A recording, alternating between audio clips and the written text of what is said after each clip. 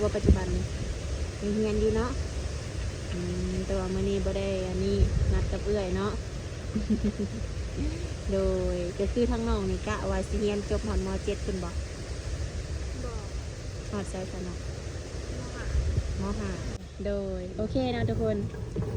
เปิดภาพมาในมื้อนี้ก็อยู่กับน้องน้ำขิงเนาะแม่น บ่ได้เจอกันแต่โลนเนาะน้องดาเนาะ แม่น สบายดีน้องล่ะ โดยสบายดี โดยสบาย โด ดี ยบ่ได้พบพ่อกันกะเดือน2เดือนแล้วจังเนาะ เสมอนี่กันเนาะโดยเป็นยังไงน้องล่ะฐานะสถานะหัวใจปัจจุบันนี่ ก็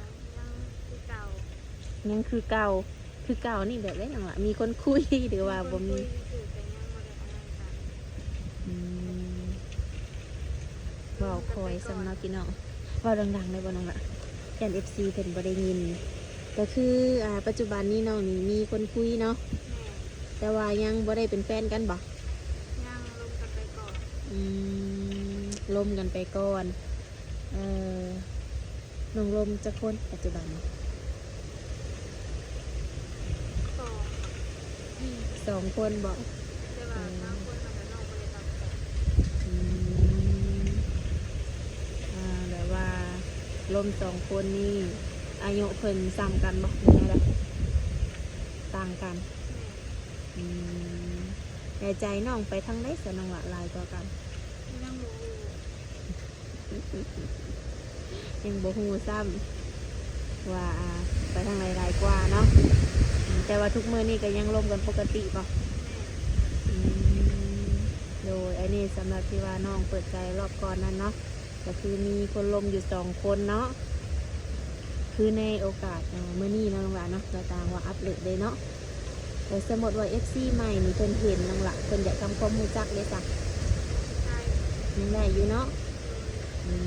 คือทางน้องก็ยังบ่ได้ปิดใจกับใครเนาะก็ยังมีโอกาสที่เก่า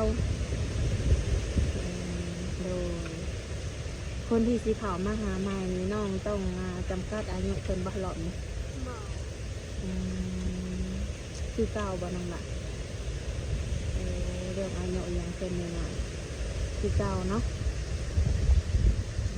มื้อนี้ก็มาพบมาพ้อกันอยู่นาเนาะอันนี้หน้าน้องเองบ่ บอก หน้าไผสน้องล่ะ น่าอาย หน้าอ้ายเนาะคือน้องบ่ได้เฮียนบ่มื้อนี้น่ะ บอก โอ้แต่ว่าน้องยังเฮียนอยู่บ่ปัจจุบันนี่ยังเฮียนอยู่เนาะแต่ว่ามื้อนี้บ่ได้อันนี้นัดกับเอื้อยเนาะ โดยก็คือทั้งน้องนี่กะว่าสิเรียนจบฮอดม.7 ขึ้นบ่ บอก ฮอดไสซะเนาะ มหาม .5 โอ้ม.5นี่แม่นออกบ่โดยวางแผนสิไปทางไหนอยู่บ่หลังจากเรียนจบนี่ เพื่อนเจอไว้ยังไม่อาเห็นเรียกอยู่ไทย อยากไปหาเฮ็ดเวียกอยู่ไทยคิดไว้ในใจบ่น้องหลาว่าอยากเฮ็ดเวียกเนี่ย ยังบ่รู้ มาโหสำนักแบบว่าหาขายเสื้อผ้าร้านอาหารงานบ้านแบบนี้ได้บ่ได้อยู่เนาะและเพื่อนที่แบบว่าล่มกับน้องทุกมือเนี่ยเพิ่นบ่ได้อยากมาหาบ่น้องละ ก็อยากเราเพิ่นยังเรียกเนี่ยบางเทื่อก็ช่วงปีใหม่ เออช่วงปีใหม่ถ้าเป็นมีโอกาสจะสิมาเยี่ยมอยู่เนาะโอ้ล่มกันตั้งแต่เปิดใจขึ้นแล้วว่าเนาะเดือน2 เดือนได้เนาะแบบเพิ่นกับบ่ได้แบบจุกจิกจุกจี้บ่น้องละ บอก ว่างจังร่วมกันดูเห็นหน้าเห็นตากันแล้ว เห็น หับอะไรอยู่บ่ นั่น ถ้าว่าเพิ่นมาก็สิโอเคอยู่บ่น้องล่ะสิบ่ปุ๊บเพิ่นแล้วว่า คนที่น้องคุยทุกมื้อนี่อายุเพิ่นจักปีเนาะ 40ปลาย โอ้40ปลายโอ้ก็ถือว่าบ่เฒ่าเนาะกำลังพาหาพาสั่งได้สำนี้เนาะเพิ่นบ่ได้ชวนน้องไปเที่ยวว่าสัก บอก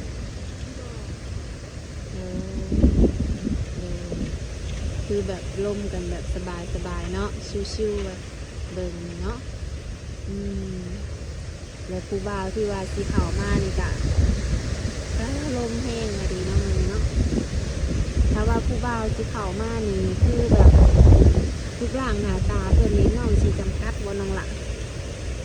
ได้ก็ได้ แบบใดก็ได้บ่โอ้ดีใส่ใจคอเพิ่นเลยสนอก ใจดีเลยได้ อืมใจดีดูได้ได้เนาะโอ้มีซัมนี่บ่อืมก็ถือว่าบ่มีหยังได้เนาะแล้วสำหรับว่าคนที่แบบว่ากินเหล้ากินเบียร์กินยาได้ซะน้องล่ะสูบยาแบบนี้ ที่อยากได้สุดยอดนะหมักปานไหน เหล้าเบียร์นี่กินได้เนาะแต่ว่าสูบยานี่บ่มักโอ้คันว่าบ่มักก็คือตัดออกเลยได้เนาะน้องเนาะบางทียันเป็นเลิกบ่ได้ได้ซะเนาะอืมอายุอีหยังเพิ่นก็คือน้องนี่บ่ได้อันนี้อยู่แล้วเนาะ50 40แบบนี้เนาะ60บ่ใส่20บ่ ได้ ได้บ่โอ้ในอนาคตน้องเสียวเฮ็ดลูกเฮ็ดผัวได้บ่น้องละ60นี่คิดว่า อันนี้ยังบ่จักคือสิได้อยู่ดอก คือสิได้อยู่บ่ถ้าใจเขามักเนาะอืมลมผู้บ่าวรุ่นใหญ่นี่บ่อายหมู่บ่น้องละ บ่ ยันว่าอยู่นะคือน้องนี่อายุเท่าใดก็ปัจจุบันนี้ 18 18เนาะคณะลมผู้บ่าว4 50 60ก็ป้าห่างกันหลายเติบแล้วน้องละพอห่างพอหมายได้ซะเนาะ ขับได้ รับได้บ่บ่ได้รังเกียจอีหยังเพิ่นบ่ บ่ เออโดยบ่ได้เจอกันแต่โลนก็คือ งามขึ้นกว่าเก่าเนาะคือทางน้องนี่ ไปใส่กับผู้บ่าวบ่ได้แซวบ่มีอยู่บ่ มีอยู่ เอาคันสิว่าบ่มีก็บ่น่าเชื่อเด้นี่ หรือจะผู้งามปานนี้มื้อนี้หลังจากอบรมกับเอื้อยแล้วน้องสิไปทางไหนซะน้องล่ะ เขาจะไปใส่นางน้ำมันอยู่นาน โดยมาเรื่อยอยู่บ่อยู่นี่ เรื่อยเลย อืมปีนี้น้องเฮ็ดนาเกี่ยวข้าวแล้วแหละ ยังบ่ทันแล้ว ยังบ่ทันแล้วบ่โอ้หน้าดายอะดิสานี่ ยังหลายบ่น้องล่ะ ยังหลาย โอ้ เรือของป้านาง อื ของ ม ละบ่าวละสาว โอ้หลายคนป้าละบ่าวละสาวอีกอืมแต่ละปีน้องไล่จักซอบซะน้องล่ะ อันนี้บ่ฮู้เลยเฮาบ่ได้เมืองมีแต่แม่เมือง อืมมีแต่ทางแม่เพิ่นเนาะอยู่ทางน้องกับมีแต่ว่านัดอยู่เฮียนเนาะนาทีกันเนาะกินข้าวเช้าแล้วจ้ะมื้อนี้ กินแล้ว ได้หยังกินมื้อนี้ กินกับจาม จามเอ็นบ่ แม่ ของแซ่บบ้านเฮาแล้วเนาะ น้องมักไปดิ่นไปเที่ยวอยู่บ่น้องล่ะ บ่ บ่มักไปบ่ถ้าว่ามีหมู่คู่ส่วนได้ซะ กับไป ไปบ่ บ่ไกลหั่นน่ะ เออไปแถวใกล้ๆนี้โดยกลางค่ำกลางคืนนี่ไปอยู่บ่คือน้องน้ำขิงนี่เป็นลูกคนที่เท่าไหร่ตัวน้องละ คนที่หนึ่ง คนที่หนึ่งยังมีน้องอยู่บ่ มี มีน้องจะคน มีน้องคนหนึ่ง โอ้มีน้องคนหนึ่งโดยปัจจุบันนี้น้องน้ำขิงอายุ18 ปีเนาะคิดว่าอายุจักปีน้องหลาจังสิสร้างครอบครัวนี่ มา20 ปี 20 ปีบ่โอ้อีก2 ปีซะเนาะคือดีแล้วข่าวว่ามีคนลมกับคือดีศึกษาเบิ่งใจกันเนาะอ่ะคือคนลมของน้องทุกมือนี่เพิ่นก็บ่ได้ถามค่าสินสอดอีหยังบ่น้องล่ะ ถาม ถามอยู่บ่ได้บอกเพิ่นอยู่บ่ ยังบ่ได้บอก ถามแม่ ยังบ่ได้บอกซ้ำเนาะเพิ่นก็คือถามอยู่เนาะแต่บ่ฮู้ว่าเพิ่นนี่สำหรับน้องเท่าที่ว่าสัมผัสนี่เพิ่นโอเคอยู่บ่น้องล่ะการเว้าการจาเพิ่นสุภาพบ่ สุภาพ โดยคือเวลาอยากไปไสมีเพิ่นก็บ่ได้ห้ามบ่ บอก ตามใจทุกอย่างโอ้ก็ถือว่าคบหาเป็นแฟนได้ในอนาคตแม่นบ่อืมเพิ่นบ่ได้ขอน้องเป็นแฟนบ่ซะน้องละ จะคออยู่ก็เลยว่าลงกันไปก่อน คือน้องนี่ยังอยากเบิ่งใจกันอยู่ยังบ่คักบ่น้องละ แต่ยันถูกกันไปแล้วยันมองถูกใจมองเข้าใจกัน อืมต้องเบิ่งอีกโหลดบ่น้อง ก็อยู่เป็น12ถึงก่อนฝึกก่อน โอ้ถือว่าบ่ล้นเนาะอืม FC ใหม่เข้ามามีทางติดต่อให้เพิ่นบ่ซะน้องละ มี มีทางหยัง ทั้งไลน์ทั้งแอป ทางไลน์ทางแอปเนาะ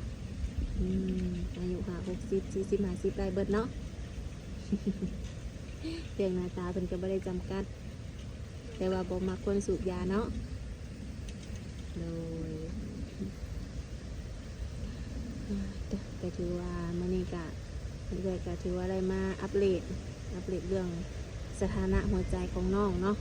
บ่ได้ถามแต่โลนแล้วบ่ได้มาแต่โลนแล้ว FC เพิ่นก็ถามหา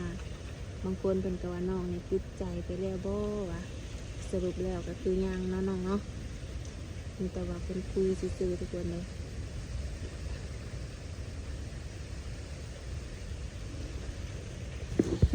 ปกติน้องหลาคุยเก่งอยู่วันน้อง ทุกวันใดค่ะคุยกันเลยๆแต่ได้ยินก็จะ หาคนบทสนิทนี่คือแล้วเลยเนาะ เป็นคนขี้อายล่ะได้ยินเสียงคาราน้อยว่าติเสียงผู้สาวโสดยังบ่ได้ยินเลย โดยก็บ่ฮู้ว่าสิได้ยินเสียงน้องเพิ่นอยู่บ่เนาะทุกคนเนาะต้องขอโทษขออภัยนำได้ เพราะว่าทางน้องเพิ่นก็เว้าค่อยๆทุกคนเนาะมื้อนี้ลมก็แฮงแน่เนาะมื้อนี้ก็มาถ่ายทำอยู่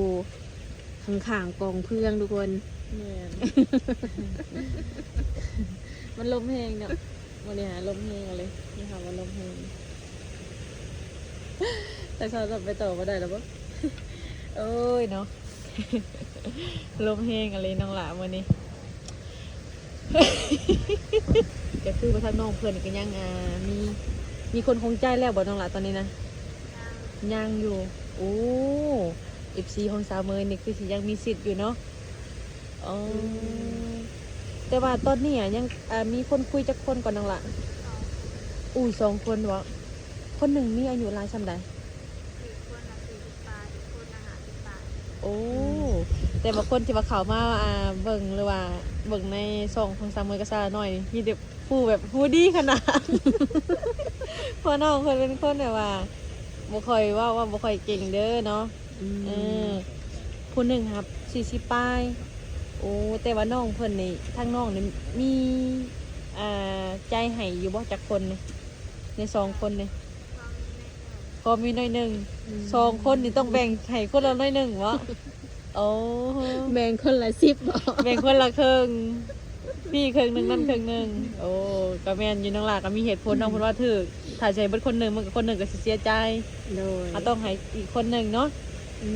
สมมุติว่าเพิ่นเห็นคลิปนี่น้องละเพิ่นถามสมมุติเพิ่นถามว่าน้องสิเลือกใครแบบนี้หั่นน่ะ อืม เราก็ต้องสนใจกันไปก่อนใครมีน้ำเฮาดูแลเราได้กันนาน อันนี้คือน้องสิเบิ่งการกระทำของเพิ่นเนาะหลักๆดูแลได้ก็ถือว่า น้องก็สิเลือกคนนั้นเนาะ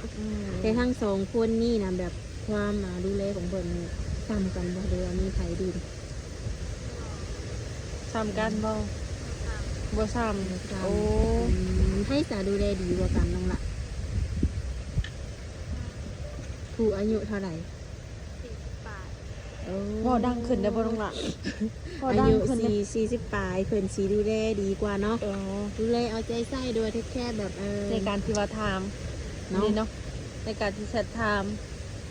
ทุกมื้อแบบนี้แมันบ่มันก็มีความแบบว่าคุยกันทุกมื้อก็เกิดความอีหยังเฮ้ยโอ้ไก่ไข่เนาะ ก็เกิดความแบบว่า มีความรู้สึกดีต่อกันเนาะ แต่ว่าน้องละ โดยก็ถือว่าทั้งทีมงานเราก็ถือว่า ทางสาวละน้อยกับสาวเมยกะสิขอจบคลิปเลยเพียงซ้ำนี้ก่อนแหละทุกคนเลยเพราะว่าหนึ่งมาคือทางน้องเพิ่นนี่กะมีคนคุยอยู่2 คนนะน้องดาเนาะ แม่นๆ ระหว่างศึกษาเบิ่งใจกันเนาะแต่สำหรับ FC คนใหม่ที่ว่าอยากทำความรู้จักก็ยังได้อยู่เนาะมีแอปแล้วก็มีไลน์ให้ด้วยทุกคนเลยสนใจก็คือแอดไลน์มาเนาะมาโอมาลมมาทำความรู้จักเบิ่งบ่แน่ได้บางทีอาจจะเป็นจูเป็นแฟนหรือว่าเป็นสามีภรรยากันในอนาคตก็มีเนาะ โดยอาจังใดก็ขอให้สมหักสมหวังเด้อน้องหลาเลยหักแพงคือเก่าเนาะ โดย สบายดีน้องหลา ดี